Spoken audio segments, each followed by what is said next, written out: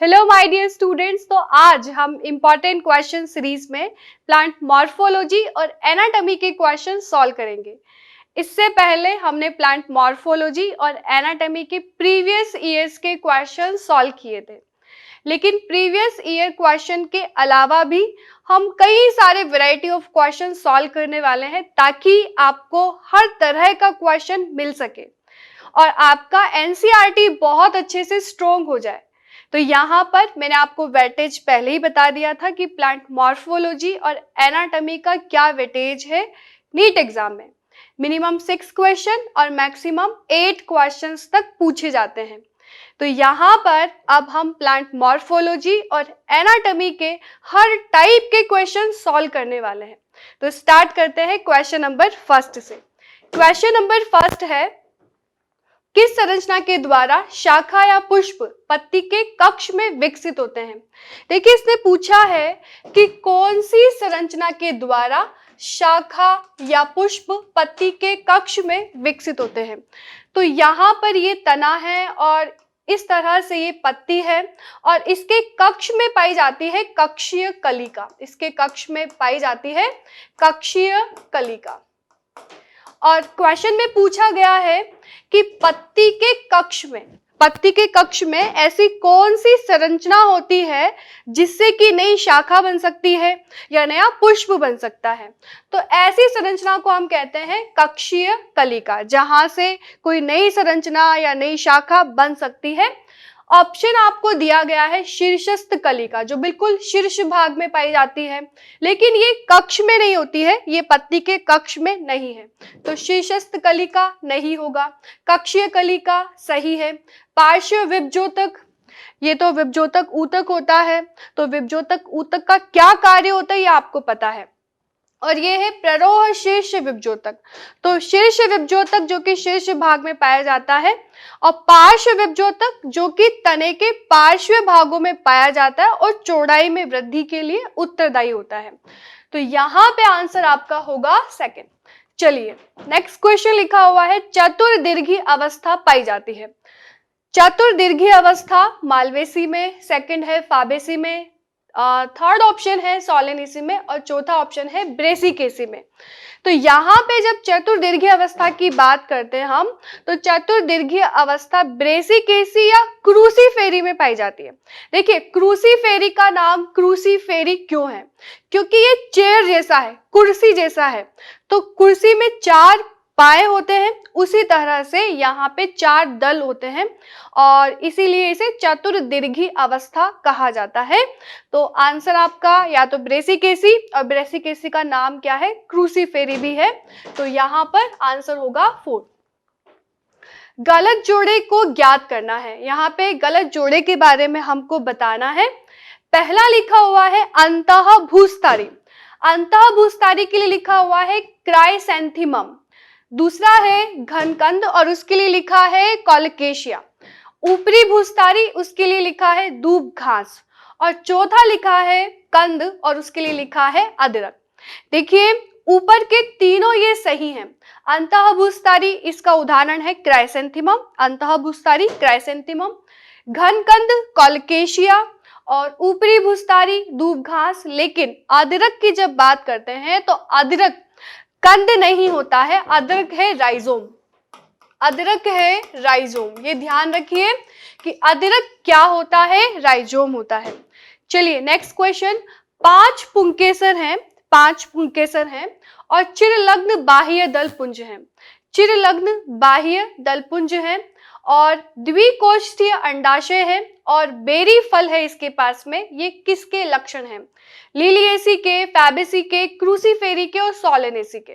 तो यहाँ पे 5 पुंकेसर है, चिरलग्न अवस्था है बाह्य दल की और द्विकोष्ठीय बेरी फल है। तो इसका मतलब ये सोलेनेसी का मेंबर है, सोलेनेसी का मेंबर है। सेकंड क्वेश्चन है, द्विलिंगी त्रिज्या सममित पुष्प फूले हुए बीजांडासन युक्त द्विअंडपी जायांग किस में पाए जाते हैं? पहला है लिलिएसी में, दूसरा है सोलेनेसी में, तीसरा है फैबेसी में और चौथा दिया हुआ है क्रूसीफेरी में। तो यहाँ पे आपको 4 ऑप्शन दिए गए हैं, पूछा गया है द्विलिंगी पुष्प है और त्रिज्या सम्मित है और फूला हुआ बीजांड है और द्विअंडीपी जायांग है। तो ये सोलेनेसी में ही पाया जाता है। नेक्स्ट, एस्पेरेगस ट्यूलिप किस कुल के संबंधित हैं? सोलेनेसी, फैबेसी, लिलिएसी और क्रूसीफेरी। तो एस्पेरेगस एंड ट्यूलिप ये दोनों ही लिलिएसी कुल से बिलोंग करते हैं, ये आपको याद करना पड़ेगा, ठीक है, और याद कर लीजिए, अपनी नोटबुक में लिख लीजिए। आगे चलते हैं, किस फल में रेशे युक्त मध्य फल भित्ति पाई जाती है? कपास में, नारियल में, सभी अस्थिल फलों में और धतूरा में। तो रेशे युक्त मध्य फल भित्ति पाई जाती है आपके नारियल में। नेक्स्ट है नोतल कील शब्द किस विशेष प्रकार हेतु उपयोग में लिया जाता है? देखिए यहाँ पे आपने वैक्सिलरी एस्टिवेशन तो पढ़ा है और वैक्सिलरी एस्टिवेशन पाया जाता है मटर कुल के पादपों में। तो मटर कुल के पादपों में आपने देखा है एक बड़ा दल होता है, उसे स्टैंडर्ड कहते हैं, फिर आपके विंग्स होते हैं, फिर कील होता है। इस तरह से आपने देखा होगा वैक्सिलरी एस्टिवेशन, ये एक स्टैंडर्ड होता है, फिर यहाँ पे ये विंग्स होते हैं, फिर इस तरीके का ये कील होता है। तो यहाँ पे ये बताया गया है दल के लिए, तो आंसर होगा आपका दलपत्र। निम्नलिखित में से कौन सा कुल है जिसमें बैक्टीरिया सहजीवन या नाइट्रोजन का भूमि में स्थिरीकरण करता है? तो नाइट्रोजन का भूमि में स्थिरीकरण करने वाले बैक्टीरिया कौन से प्लांट्स के साथ में सहजीवन दर्शाते हैं? लेग्यूमिनेसी कुल के पादपों में ऐसा पाया जाता है, अभी तक हमने यही पढ़ा है। तो लेग्यूमिनेसी, सोलिनेसी, मालवेसी, क्रूसीफेरी, और आपको बहुत अच्छे से पता है, बचपन से आप पढ़ते आ रहे हो कि लेग्यूमिनेसी कुल के पादपों के साथ में बैक्टीरिया सहजीवी के रूप में पाए जाते हैं और नाइट्रोजन का फिक्सेशन करते हैं। तो आंसर आपका आ जाएगा फर्स्ट। नेक्स्ट, अब हम क्वेश्चन देखेंगे, क्वेश्चन नंबर 10। ओके, सरसों के अंडाशय का विशेष गुण क्या होता है? सरसों के अंदर जो अंडाशय पाया जाता है उसका विशेष गुण क्या है? पहला लिखा हुआ है आभासी पट्ट और कूट पट्ट का होना। सरसों कौन सी फैमिली से आती है? ब्रेसिकेसी से आती है, जिसे क्रूसीफेरी भी कहते हैं। और क्रूसीफेरी के मेंबरों के पास में कूट पट्ट होता है या आभासी पट्ट पाया जाता है, तो ये तो सही है। और भी देखेंगे, अक्षीय बीजांड न्यास का होना, अधि जायांगी का होना और उपरोक्त सभी। तो यहाँ पे आपके आंसर क्या आएगा? पहला, आभासी पट्ट या कूट पट्ट का होना, ये सरसों के पास में पाया जाता है। नेक्स्ट क्वेश्चन है, स्माइलेक्स किस कुल में आता है? लिलिएसी में आता है, सोलेनेसी में आता है, लेग्यूमिनेसी में आता है या क्रूसीफेरी में आता है? तो स्माइलेक्स ये पाया जाता है लिलिएसी में, ठीक है। तो लिलिएसी इंपॉर्टेंट भी है, लिलिएसी से कई बार क्वेश्चन बन चुका है, लिलिएसी से, फैबेसी से, ये इंपॉर्टेंट है। एक बीजपत्री का स्पष्ट लक्षण जो लिलिएसी के पुष्प दर्शाते हैं, जायांगधर पुष्प, त्रिज्या सम्मित और त्रितयी पुष्प और उभयलिंगी। तो लिलिएसी की सबसे अच्छी बात ये कि त्रितयी पुष्प है, 3 के मल्टीपल में है, तो यहाँ पे आपका आंसर आ जाएगा त्रितयी पुष्प। किन प्रकार का पुष्प क्रम पाया जाता है? मूली में, घास में, शहतूत में, फूल गोभी में। देखिए कैटकिन क्या होता है पहले तो मैं आपको बता दूं। कैटकिन आपने देखा हो जैसे कि ये एक अक्ष होती है, तो इस एक अक्ष के ऊपर कई सारे एक साथ पुष्प लगे होते हैं, ऐसे जैसे आपने ज्वार को देखा हो, ठीक है, बाजरा को देखा हो, तो इस प्रकार का होता है ये, है ना। और शहतूत में भी ऐसा ही होता है, तो इसे बोलते हैं कैटकीन प्रकार का। तो ये शहतूत में पाया जाता है। आपने शहतूत कभी खाया हो तो आप देखना कि उसके अंदर कई सारे फल लगे होते हैं, एक उसके अंदर फलों का पूरा गुच्छा होता है, ठीक है। या मैं फल की जगह पुष्प भी बोल सकती हूँ कि पुष्प का पूरा एक गुच्छा होता है शहतूत के अंदर। तो यहाँ पे आपका आंसर आ जाएगा थर्ड, कैटकीन प्रकार का पुष्पक्रम पाया जाता है शहतूत में। देखिए ये क्वेश्चन कई बार रिपीट हो चुका है और आप आसानी से बता सकते हो। मोनोकोट सीड है, ये एक बीजपत्री है।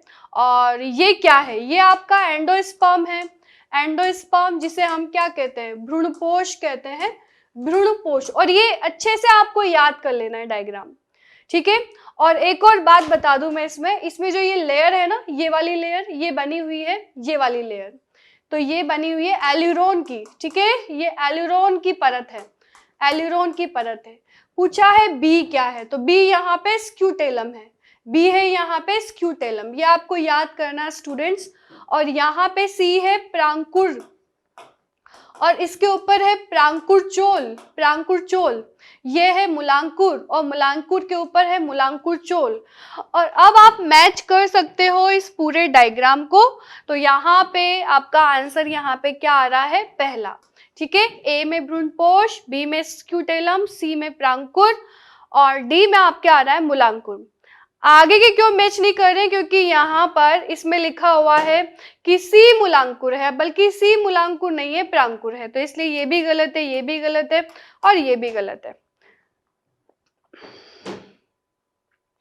निम्नलिखित कथनों को पढ़ना है और फिर बताना है कि उपरोक्त कथन के अनुसार पुष्प की कौन सी अवस्था को ये प्रदर्शित करता है। जायांग शीर्षस्थ जबकि दूसरे पुष्पांग नीचे, जायांग सबसे ऊपर है, बाकी सब नीचे है, ऊर्ध्ववर्ती अंडाशय है, उदाहरण है ब्रेसिका, हिबिस्कस, बैंगन। उपरोक्त कथन पुष्प की कौन सी अवस्था को प्रदर्शित करते हैं। देखिए एक बार फिर देखेंगे, जायांग शीर्षस्थ जबकि दूसरे पुष्पांग नीचे उपस्थित, ऊर्ध्ववर्ती अंडाशय, उदाहरण है ब्रेसिका, हिबिस्कस, बैंगन आदि। क्योंकि इसमें ब्रेसिका, हिबिस्कस, बैंगन लिखा हुआ है, तो यहाँ पर जो अंडाशय होगा वो कौन सा होगा, ये हमें बताना है। अधोजायांगी, परिजायांगी, अधिजायांगी और पुष्प अपूर्ण। क्योंकि 3 स्टेटमेंट दिए गए हैं और 3 स्टेटमेंट से सिंपली पता लग रहा है कि ये एक प्रकार का अधोजायांगी पुष्प है, तो आंसर आपका होगा फर्स्ट। निम्न में से कौन से प्रकार की मूल मध्य में फूली हुई है और शीर्ष तथा आधार भाग की ओर पतली है। देखिए आसान सा क्वेश्चन है, बता सकते हैं आप कि कौन सी मूल ऐसी होती है, तर्करूपी मूल होती है जो कि आधार से और शीर्ष वाले भाग से पतली होती है लेकिन बीच में से फूली हुई रहती है, तो इसमें आ जाएगा आपके तर्करूपी।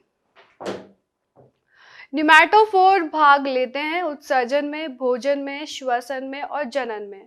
तो निमैटोफोर्स कहाँ पाए जाते हैं, जीरोफिटिक प्लांट्स, दलदलीय पादपों में निमैटोफोर्स पाए जाते हैं और ये श्वसन के लिए होते हैं, तो आपका आंसर आएगा थर्ड। काष्ठीय द्विबीजपत्री वृक्षों में निम्न में से कौन से भाग मुख्यतः प्राथमिक स्थायी ऊतकों के बने होते हैं। पहला लिखा हुआ है तना व जड़, दूसरा है सभी भाग, और तीसरा है प्ररोह शीर्ष व मूल शीर्ष, एवं चौथा है पुष्प फल पत्तियां। काष्ठीय द्विबीजपत्री वृक्षों में निम्न में से कौन से भाग मुख्यतः प्राथमिक स्थायी ऊतक के बने होते हैं। प्राथमिक स्थायी ऊतक की बात कर रहा है, तो देखिए इसमें पहला ऑप्शन लिखा हुआ है और ये भी लिखा हुआ है काष्ठीय द्विबीजपत्री वृक्षों में, तो तना और जड़, सभी भाग, प्ररोह, सभी भाग तो नहीं होगा, और क्योंकि द्विबीजपत्री वृक्ष में प्राथमिक स्थायी, अब क्योंकि इसने प्राथमिक लिखा है तो हम कौन से वाले भाग को लगाएंगे, निम्न में से कौन से मुख्यतः ऊतकों के बने होते हैं, तो यहाँ पे आपका आंसर आएगा फोर्थ, पुष्प फल और पत्तियां। पुष्प और फल और पत्तियां ये प्राथमिक स्थायी ऊतक के बने होते हैं। नेक्स्ट क्वेश्चन है, लिग्निन किसकी कोशिका भित्ति का मुख्य घटक है। जाइलम, फ्लोएम, पैरेन्काइमा और कैम्बियम। तो लिग्निन किस में पाया जाता है, जाइलम में, फ्लोएम में और पैरेन्काइमा में और कैम्बियम में। देखिए इसमें से आपको बताना है, तो जाइलम, जितने भी जाइलम एलिमेंट्स होते हैं, तो जाइलम के बारे में आपने सुना ही होगा, जाइलम वेसल्स, जाइलम ट्रैकिड्स और जाइलम फाइबर्स, तो वहां पे लिग्निन का डिपोजिशन पाया जाता है, तो आंसर होगा आपके फर्स्ट।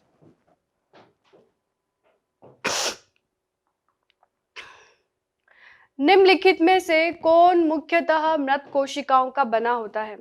स्थूल कोणोत्तक और काग और पोषवाह, जाइलम,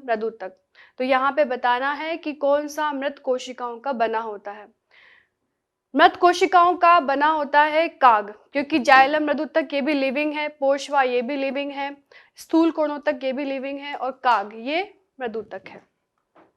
ऐसी संरचना जो पत्ती, तना, मूल तीनों में पाई जाती है, परिरंभ, अधश्चर्म और रंध्र और अधिचर्म।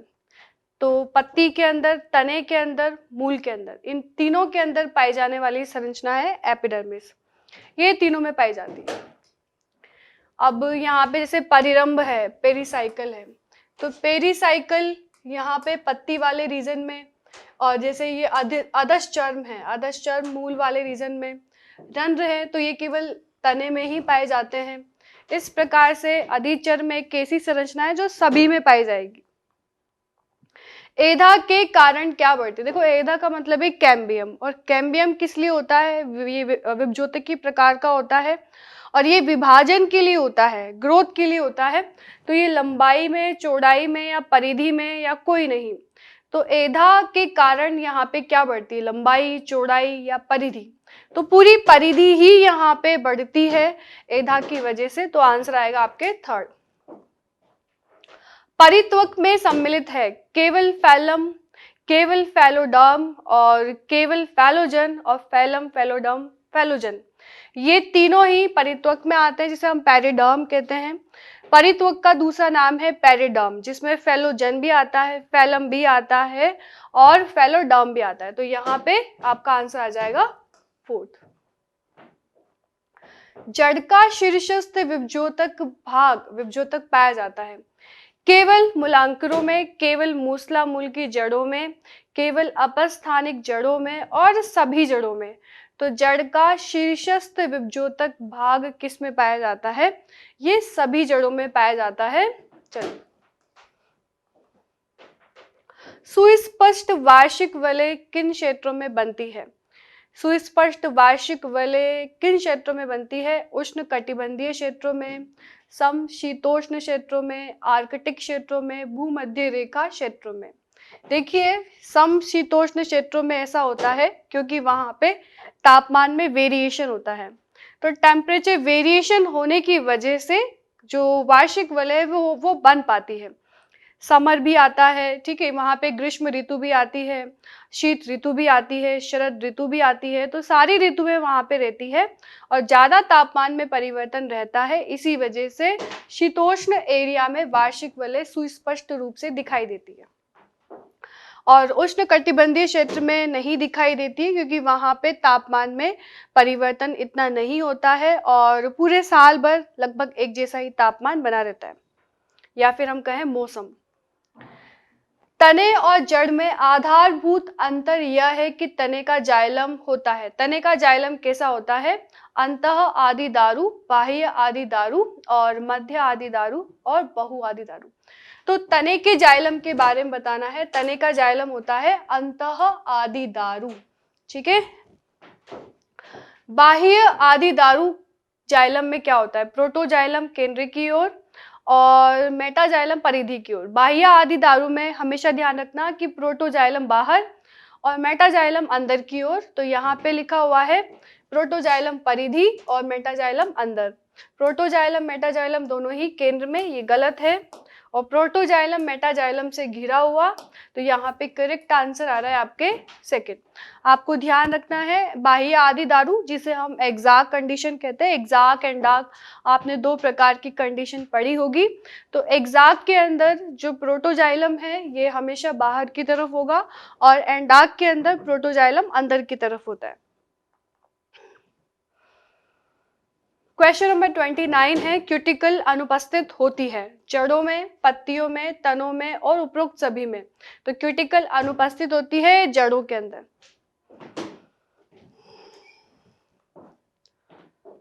ये आपका लास्ट क्वेश्चन है। एक बीजपत्री मूल में मूल गोप का निर्माण कौन करता है? तो मूल गोप का निर्माण पहला ऑप्शन है त्वचा जन से, गोपक जन से, सेकंड ऑप्शन, थर्ड ऑप्शन है रंभ जन से और चौथा ऑप्शन है वलकुट जन से।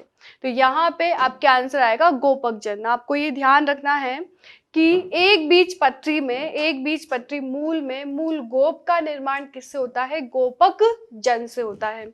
तो ये आपके प्लांट मॉर्फोलॉजी और एनाटॉमी से रिलेटेड सारे क्वेश्चन हमने कवर किए हैं।